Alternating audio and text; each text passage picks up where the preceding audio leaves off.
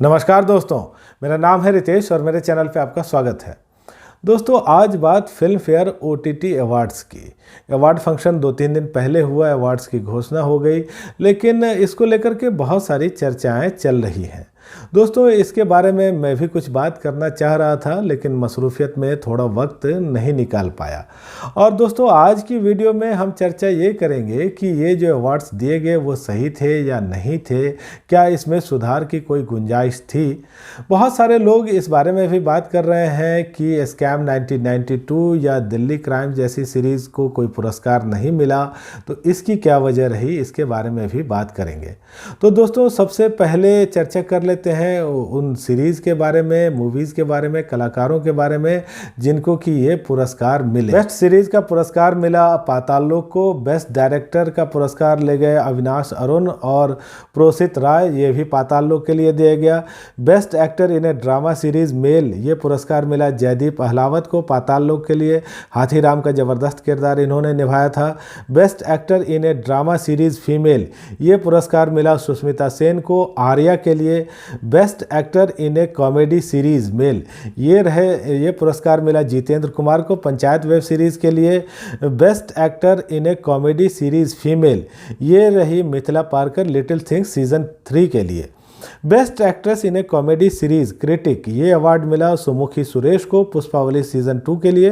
Best director critic रहे राज और DK family man के लिए।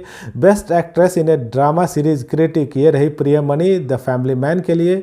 Best actor in a drama series critic, ये रहे Manoj Vajpayee the family man के लिए। बेस्ट सीरीज़ क्रिटिक का भी खिताब दोस्तों फैमिली मैन को दिया गया।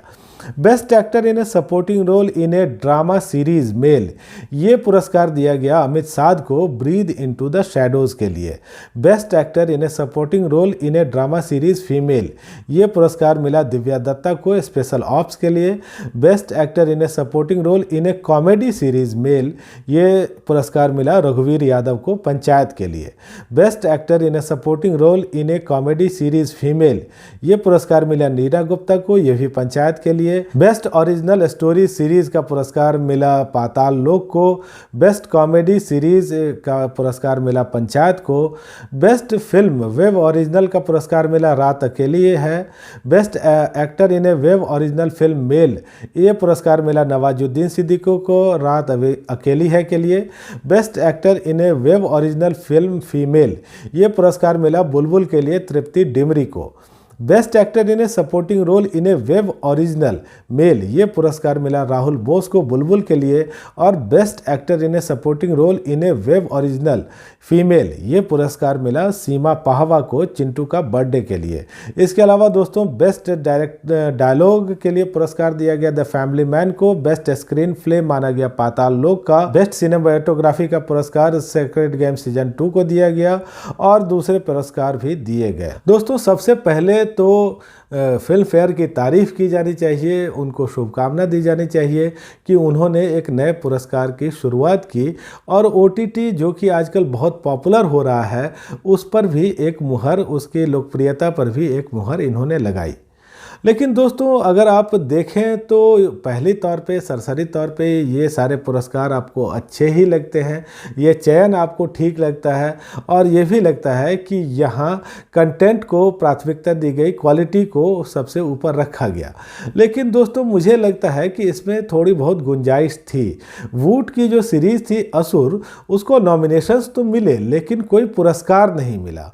और मुझे लगता है कि बेस्ट स्टोरी का या कम से कम बेस्ट डायलॉग का पुरस्कार तो असुर को मिलना ही चाहिए।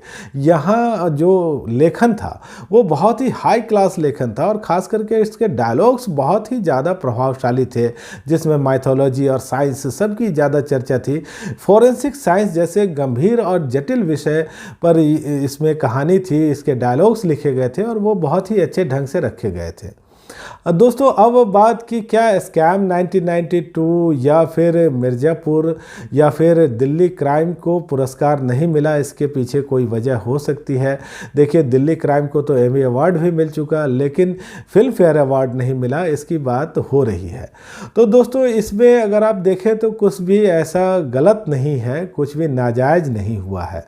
देखिए ये जो पुरस्कार रखे गए, इन पुरस्कार के लिए जो अवधि रखी गई वो थी 1 अगस्त 2019 से लेकर के 31 जुलाई 2020, यानी 1 अगस्त और 31 जुलाई 2020 के बीच में जो भी सीरीज़ आई थी उनको इस पुरस्कार की दौड़ में शामिल किया गया था।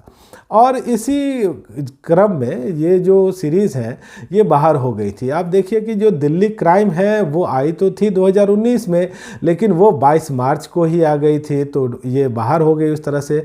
या मिर्ज़ापुर का जो दूसरा सीज़न आया दोस्तों वो आया था 23 अक्टूबर 2020 को, और यहाँ 31 जुलाई तक की बात हो रही थी, तो ये इसलिए बाहर हो गया। और इसीलिए स्कैम 1992 जो कि 9 अक्टूबर 2020 को आया था वो भी इस दौड़ से बाहर रहा। तो दोस्तों अब देखिए जो अगले साल ये पुरस्कार आएंगे उसमें ये उम्मीद है, उसमें ये गुंजाइश है कि मिर्ज़ापुर 2 और स्कैम 1992 को शामिल किया जाए। हालांकि दिल्ली क्राइम्स को शामिल करने की अब कोई गुंजाइश या उम्मीद नहीं बचती। तो दोस्तों पहले फिल्म फेयर OTT अवार्ड्स के बारे में आज इतनी ही बात। आप मेरे वीडियोज़ को देखिए, लाइक कमेंट शेयर करिए, और यदि पहली बार आए हैं मेरे चैनल पर तो सब्सक्राइब ज़रूर ही करिएगा। धन्यवाद।